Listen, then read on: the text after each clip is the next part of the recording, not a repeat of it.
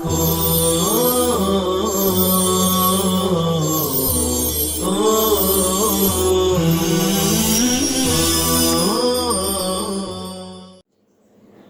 اللہ الرحمن الرحیم۔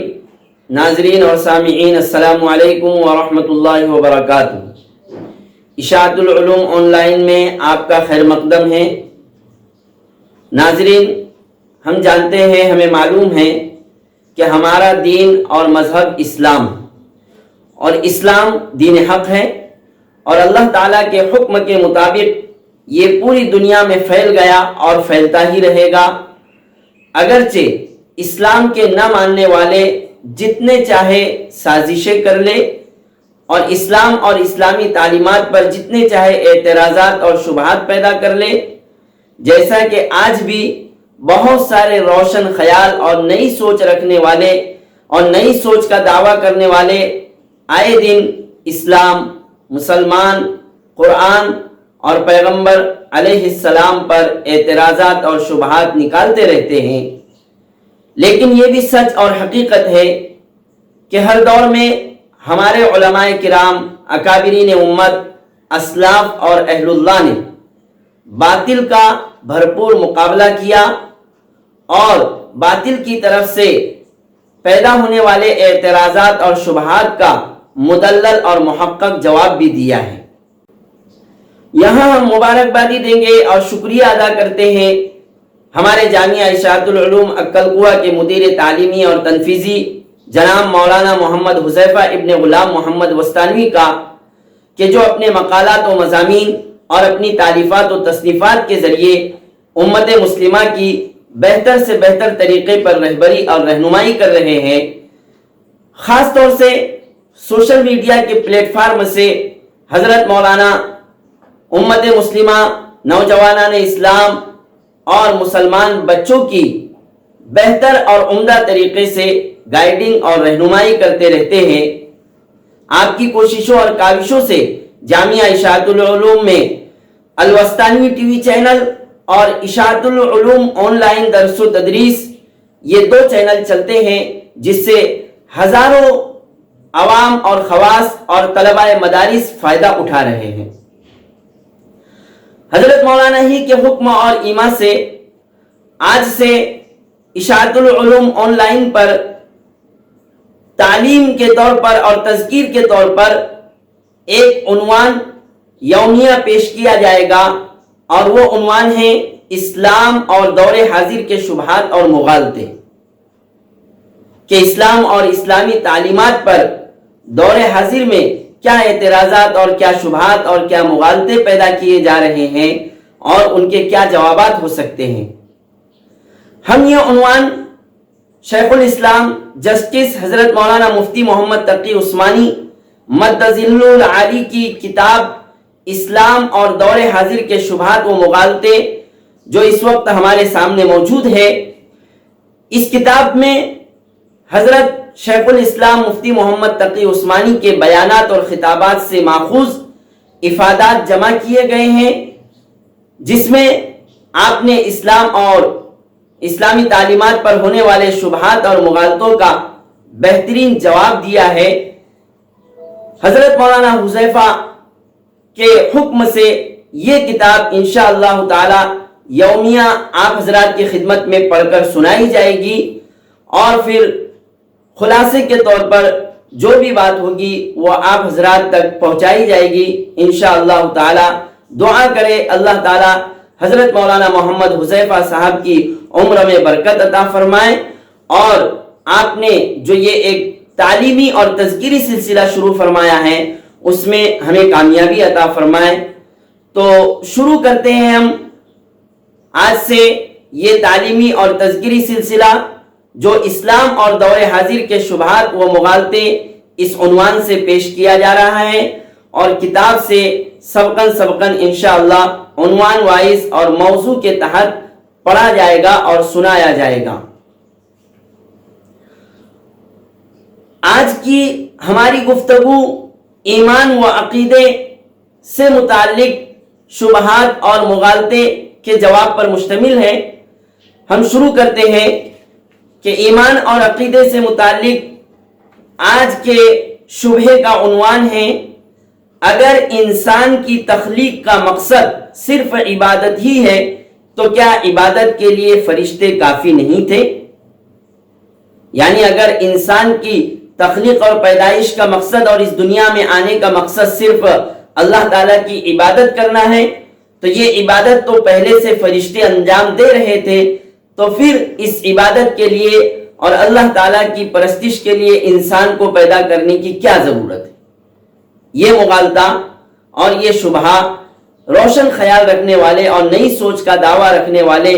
لوگوں کی طرف سے ہوتا رہتا ہے۔ یہ اعتراض اور اس کا جواب اس کتاب سے پیش کیا جا رہا ہے، سماعت فرمائیں۔ بعض لوگوں کو، خاص کر نئی روشنی کے لوگوں کو یہ شبہ ہوتا ہے کہ اگر انسان کی تخلیق کا مقصد صرف عبادت تھا تو اس کام کے لیے انسان کو پیدا کرنے کی کیا ضرورت تھی؟ یہ کام تو فرشتے پہلے سے بہت اچھی طرح انجام دے رہے تھے اور وہ اللہ تعالیٰ کی عبادت و تسبیح اور تقدیس میں لگے ہوئے تھے۔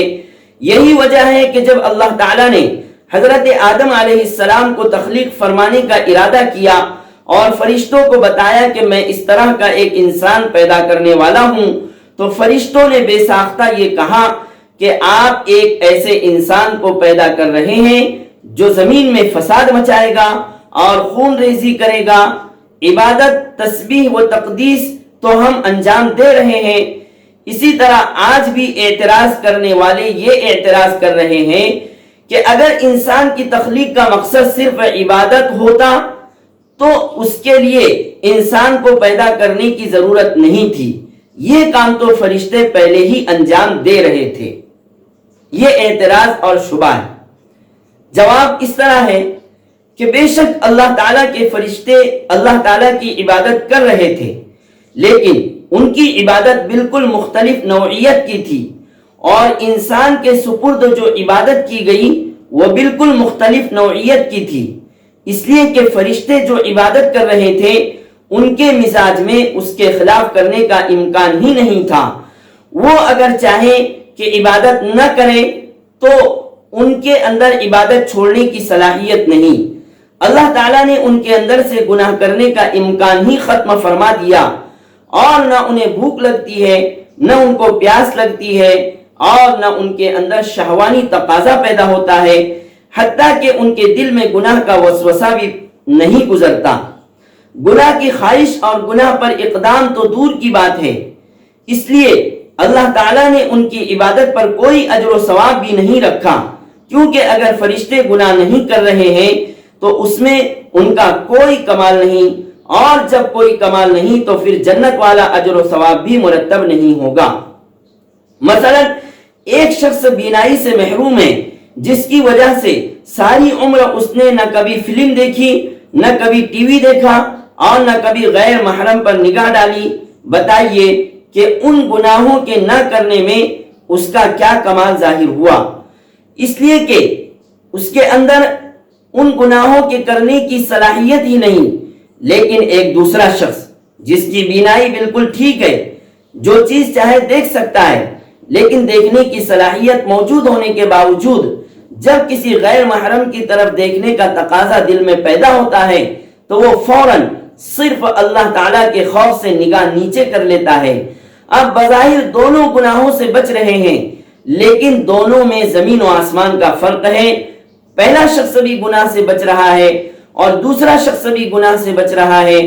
لیکن پہلے شخص کا گناہ سے بچنا کوئی کمال نہیں اور دوسرے شخص کا گناہ سے بچنا کمال ہے۔ لہذا اگر ملائکہ صبح سے شام تک کھانا نہ کھائے تو یہ کوئی کمال نہیں، اس لیے کہ انہیں بھوک ہی نہیں لگتی اور انہیں کھانے کی حاجت ہی نہیں، لہذا ان کے نہ کھانے پر کوئی اجر و ثواب بھی نہیں۔ لیکن انسان ان تمام حاجتوں کو لے کر پیدا ہوا ہے، لہذا کوئی انسان کتنے ہی بڑے سے بڑے مقام پر پہنچ جائے، حتیٰ کہ سب سے اعلیٰ مقام یعنی نبوت پر پہنچ جائے، تب بھی وہ کھانے پینے سے مستغنی نہیں ہو سکتا۔ چنانچہ کفار نے انبیاء پر یہی اعتراض کیا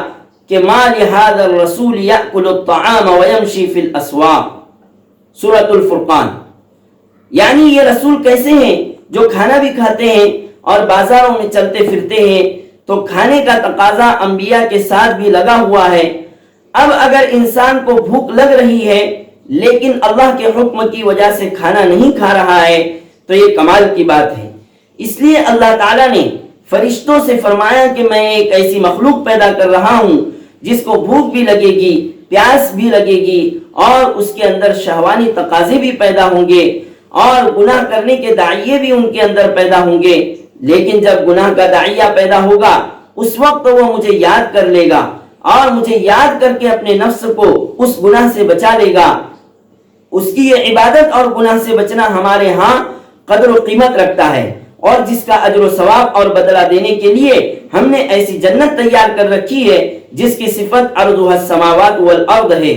اس لیے کہ اس کے دل میں داعیہ اور تقاضا ہو رہا ہے اور خواہشات پیدا ہو رہی ہے اور گناہ کے محرکات سامنے آ رہے ہیں، لیکن یہ انسان ہمارے خوف اور ہماری عظمت کے تصور سے اپنی آنکھ کو گناہ سے بچا لیتا ہے، اپنے کان کو گناہ سے بچا لیتا ہے، اپنی زبان کو گناہ سے بچا لیتا ہے، اور گناہوں کی طرف اٹھتے ہوئے قدموں کو روک لیتا ہے تاکہ میرا اللہ مجھ سے ناراض نہ ہو جائے۔ یہ عبادت فرشتوں کے بس میں نہیں تھی، اور عبادت کے لیے انسان کو پیدا کیا گیا۔ یعنی فرشتے اگرچہ عبادت کے لیے پیدا کیے گئے تھے لیکن وہ اس طرح پیدا کیے گئے تھے کہ خلقتاً عبادت کرنے پر مجبور تھے، اس لیے کہ ان کی فطرت میں صرف عبادت کا مادہ رکھا گیا تھا۔ عبادت کے علاوہ گناہ اور معصیت اور نافرمانی کا مادہ رکھا ہی نہیں گیا تھا،